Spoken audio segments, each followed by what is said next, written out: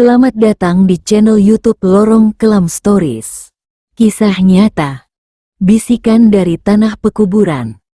Malam itu angin berdesir seperti tangisan yang tak berujung, menembus celah-celah jendela rumah tua yang telah lama menjadi saksi bisu perjalanan hidup keluarga Hasan. Ahmad Fauzi, seorang pemuda berusia 27 tahun dengan wajah yang tirus dan mata yang selalu tampak gelisah, duduk termangu di ruang tamu yang remang-remang, memandangi surat wasiat yang baru saja dibacakan notaris siang tadi. Kertas kuning itu bergetar di tangannya yang berkeringat dingin, seolah membawa beban yang jauh lebih berat daripada sekadar tinta di atas kertas. Rumah peninggalan kakeknya, Haji Mahmud, yang terletak di ujung desa Karangwuni, kini menjadi miliknya sepenuhnya, lengkap dengan sebidang tanah luas yang membentang hingga ke perbukitan yang gelap dan misterius.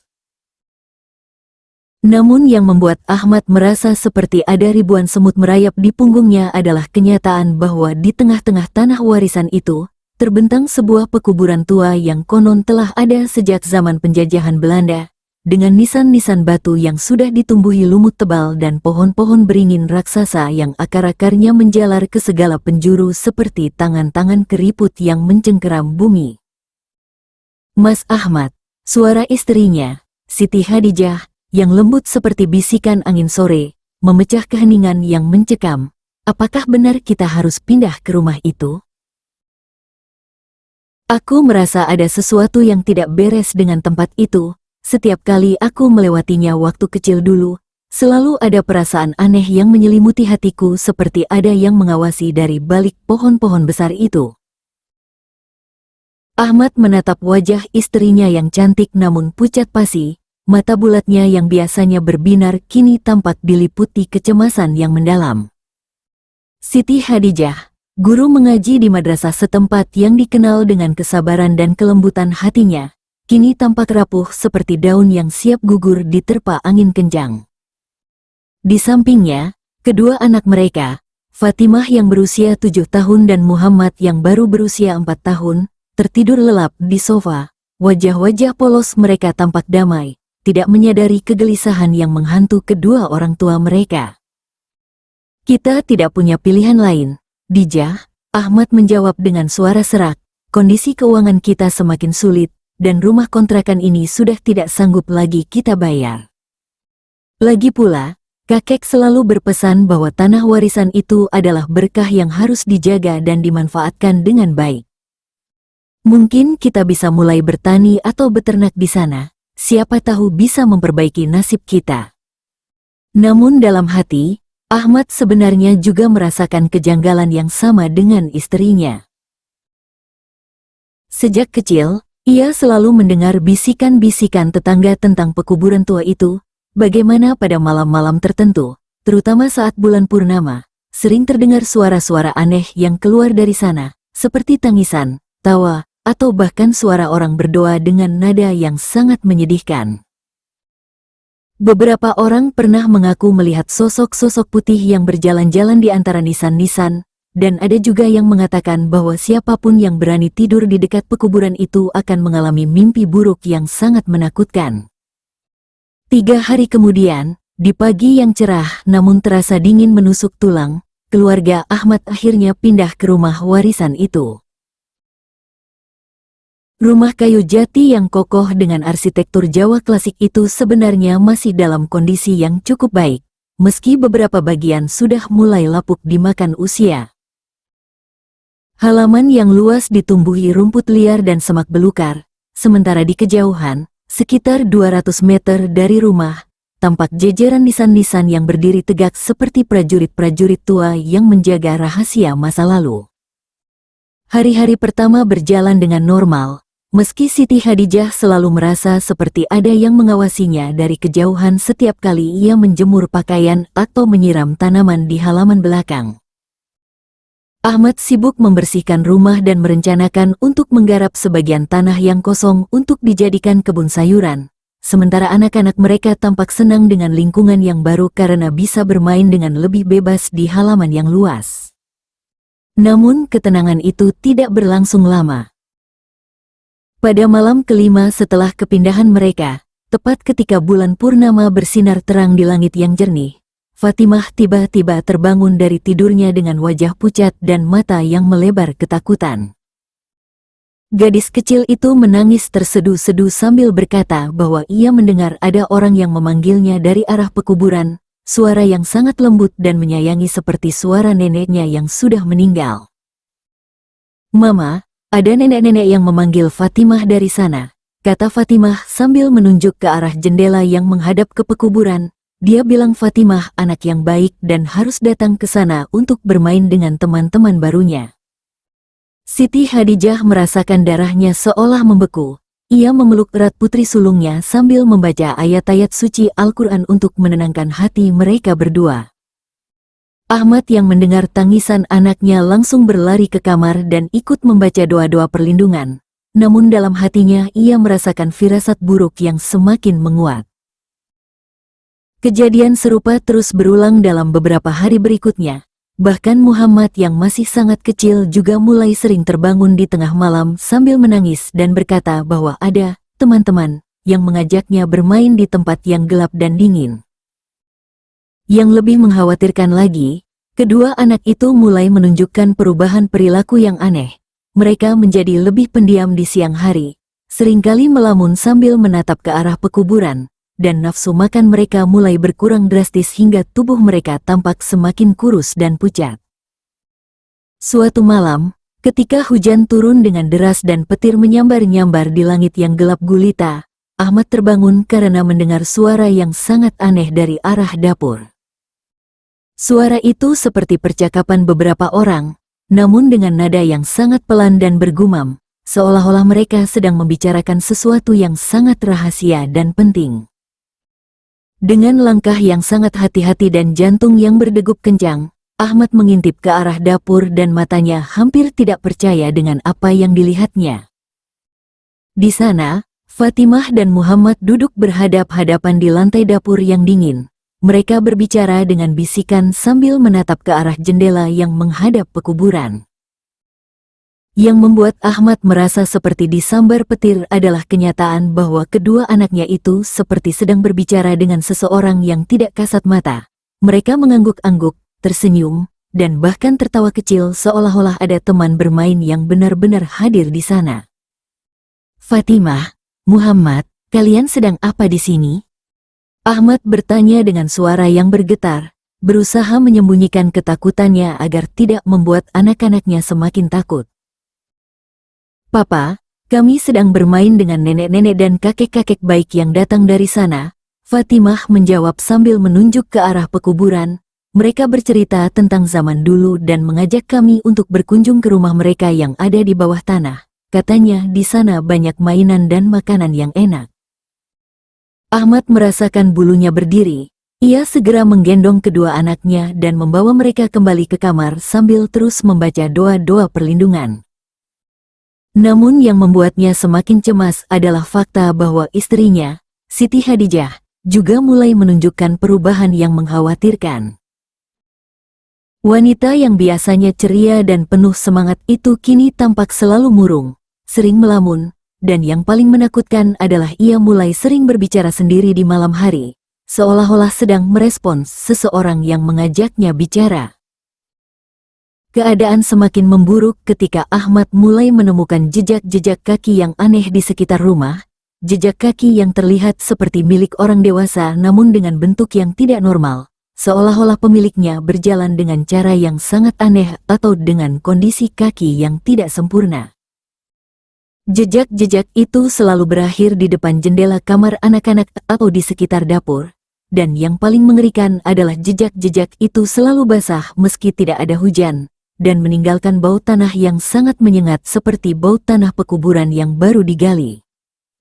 Dalam keputusasaannya, Ahmad memutuskan untuk mencari tahu sejarah sebenarnya dari pekuburan tua itu. Ia mendatangi Pak Umar, sesepuh desa yang sudah berusia lebih dari 80 tahun dan dikenal sebagai orang yang paling tahu tentang sejarah desa Karangwuni. Pak Umar, dengan janggut putihnya yang panjang dan mata yang masih tajam meski usianya sudah sangat lanjut, menyambut Ahmad dengan ramah, namun wajahnya langsung berubah serius ketika mendengar maksud kedatangan pemuda itu. "Nak Ahmad," kata Pak Umar dengan suara yang dalam dan penuh penekanan, "sebenarnya ada yang ingin saya ceritakan tentang pekuburan itu sejak lama, tapi saya khawatir akan menakut-nakuti kalian. Pekuburan itu memang sudah ada sejak zaman kolonial Belanda, namun bukan pekuburan biasa.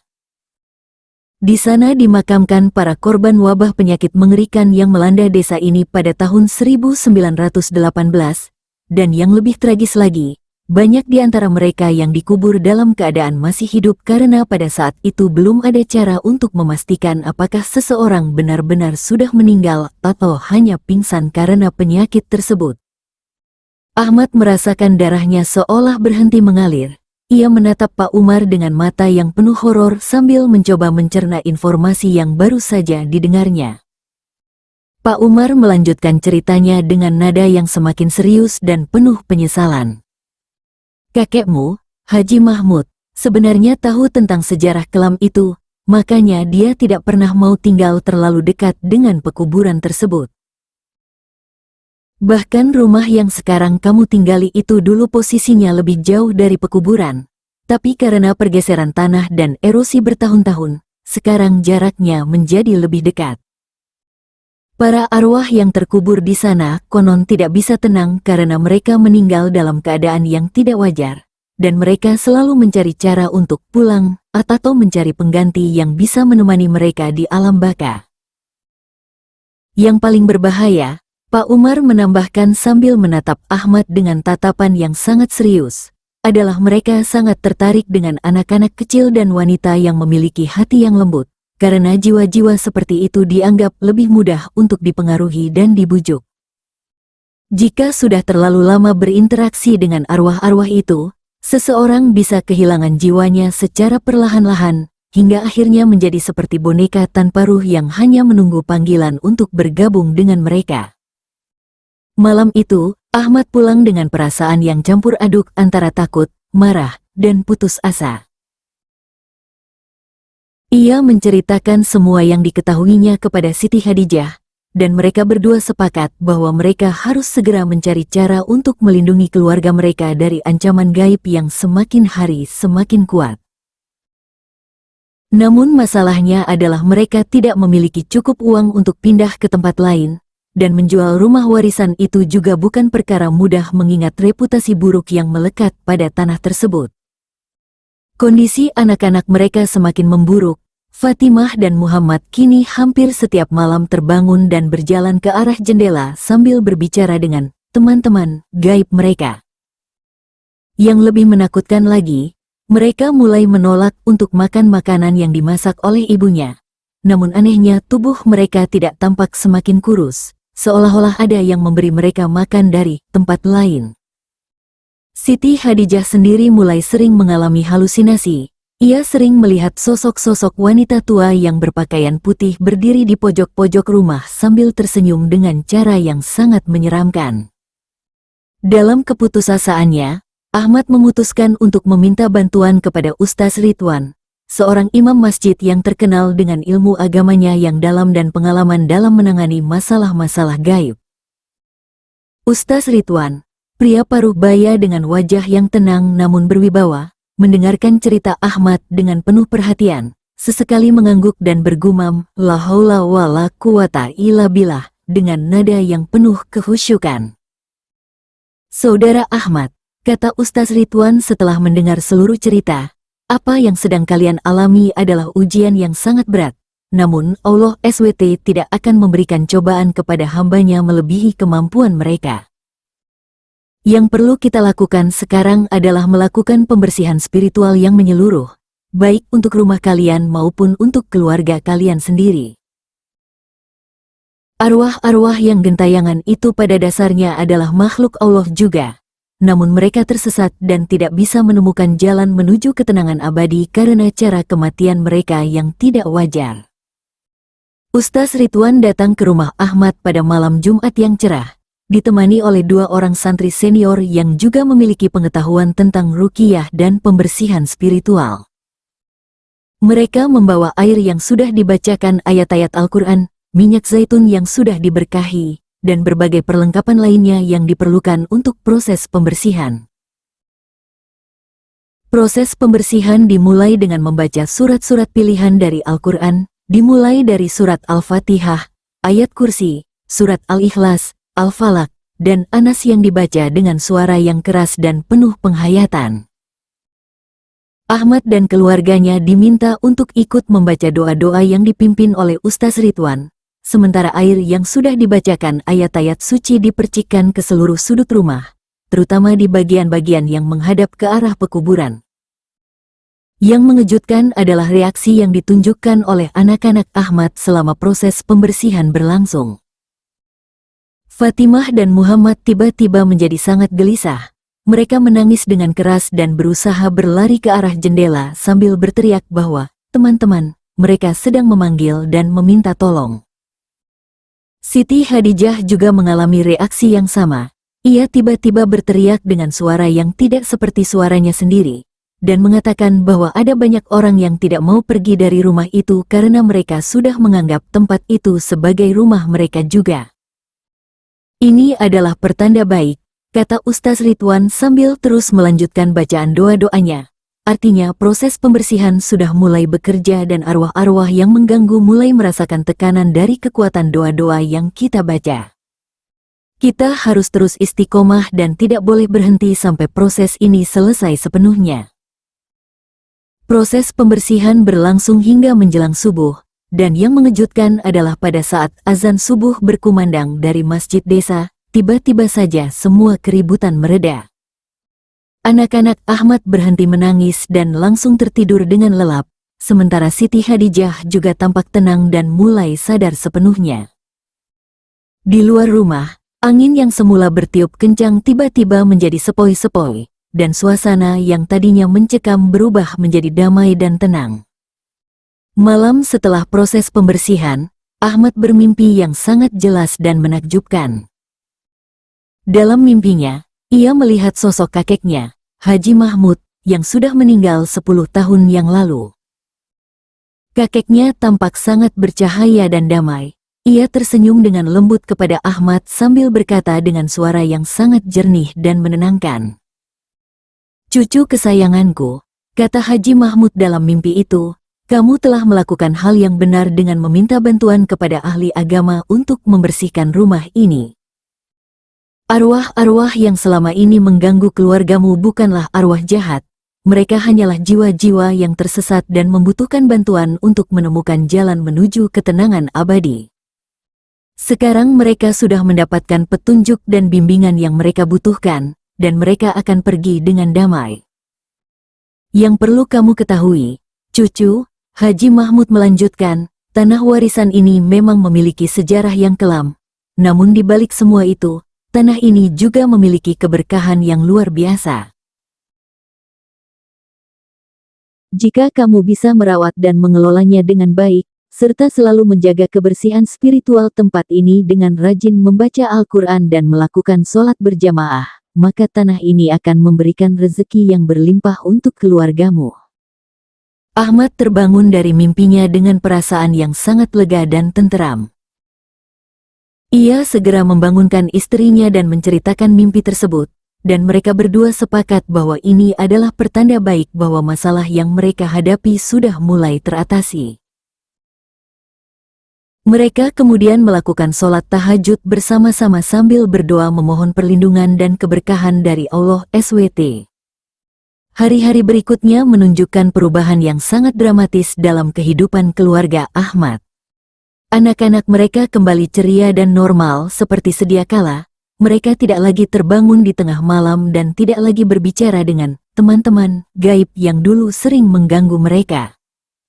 Nafsu makan mereka kembali normal, dan mereka kembali aktif bermain dan belajar seperti anak-anak pada umumnya.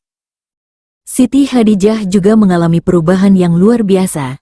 Ia tidak lagi mengalami halusinasi dan perasaan cemas yang berlebihan. Bahkan ia mulai merasa nyaman tinggal di rumah itu dan mulai merencanakan untuk mengaji anak-anak di rumah mereka. karena ia merasa rumah itu memiliki aura yang sangat cocok untuk kegiatan keagamaan. Ahmad sendiri mulai menggarap tanah warisan itu dengan semangat yang baru. Ia menanam berbagai jenis sayuran dan tanaman obat-obatan, dan yang mengejutkan adalah semua tanaman yang ia tanam tumbuh dengan sangat subur dan hasil panennya jauh melebihi ekspektasinya. Tetangga-tetangga mulai berdatangan untuk membeli hasil kebunnya, dan dalam waktu singkat ia sudah bisa merasakan perbaikan ekonomi yang signifikan. Yang paling menggembirakan adalah kenyataan bahwa pekuburan tua itu kini tidak lagi menimbulkan rasa takut atau kekhawatiran. Malah sebaliknya, tempat itu kini terasa damai dan tenang, seolah-olah arwah-arwah yang dulu gentayangan di sana sudah menemukan ketenangan dan tidak lagi terikat pada dunia fana ini. Ahmad bahkan sering melakukan ziarah ke pekuburan itu untuk mendoakan para arwah yang dikubur di sana, dan ia selalu merasakan ketenangan dan kedamaian setiap kali melakukannya. Beberapa bulan kemudian, Ahmad menerima kunjungan dari Ustaz Ridwan yang ingin mengetahui perkembangan kondisi keluarganya. Ustaz Ridwan tampak sangat senang mendengar bahwa semua masalah sudah teratasi dengan baik, dan ia memberikan nasihat yang sangat berharga kepada Ahmad dan keluarganya. "Saudara Ahmad," kata Ustaz Ridwan sambil tersenyum penuh kebapaan, "pengalaman yang kalian lalui ini adalah pelajaran yang sangat berharga tentang kekuatan iman dan doa dalam menghadapi berbagai macam cobaan hidup. Yang perlu kalian ingat adalah bahwa alam gaib itu memang ada, namun kita sebagai manusia yang beriman tidak perlu takut berlebihan terhadapnya selama kita selalu menjaga hubungan yang baik dengan Allah SWT melalui ibadah-ibadah yang rutin dan amal perbuatan yang baik. Arwah-arwah yang dulu mengganggu kalian sebenarnya bukan makhluk jahat," Ustaz Ridwan melanjutkan, "mereka hanyalah jiwa-jiwa yang tersesat dan membutuhkan bimbingan spiritual untuk bisa menemukan jalan menuju alam akhirat dengan tenang. Ketika kita memberikan mereka doa-doa dan zikir-zikir yang tulus, kita sebenarnya sedang membantu mereka untuk pulang ke tempat yang seharusnya mereka tuju." Ahmad mengangguk-angguk sambil mendengarkan nasihat yang bijak tersebut. Ia menyadari bahwa pengalaman yang mereka lalui telah mengajarkan banyak hal tentang kehidupan, kematian, dan dunia gaib yang selama ini mungkin dianggap remeh atau diabaikan oleh banyak orang. Ia juga belajar bahwa dalam menghadapi masalah apapun, yang terpenting adalah tetap berpegang teguh pada ajaran agama dan tidak mudah terpancing oleh hal-hal yang dapat melemahkan keimanan. Kini, 2 tahun setelah kejadian mengerikan itu, kehidupan keluarga Ahmad telah berubah total menjadi lebih baik dan berkah. Usaha pertanian mereka berkembang pesat, bahkan Ahmad sudah bisa mempekerjakan beberapa orang tetangga untuk membantu menggarap lahannya. Rumah yang dulu terasa angker dan menyeramkan kini menjadi rumah yang hangat, penuh cinta, dan menjadi tempat berkumpulnya keluarga besar untuk berbagai acara keagamaan. Siti Hadijah telah merealisasikan rencananya untuk mengajar mengaji anak-anak di rumah mereka, dan kini ada lebih dari 20 anak yang rutin datang setiap sore untuk belajar membaca Al-Quran dan mendalami ajaran agama Islam. Suara-suara mereka yang merdu saat membaca ayat-ayat suci telah menggantikan keheningan yang dulu mencekam, dan rumah itu kini dipenuhi dengan vibrasi positif yang sangat kuat. Fatimah dan Muhammad tumbuh menjadi anak-anak yang soleh dan solehah. Mereka tidak hanya cerdas dalam pelajaran umum tetapi juga memiliki pemahaman agama yang baik untuk anak seusia mereka.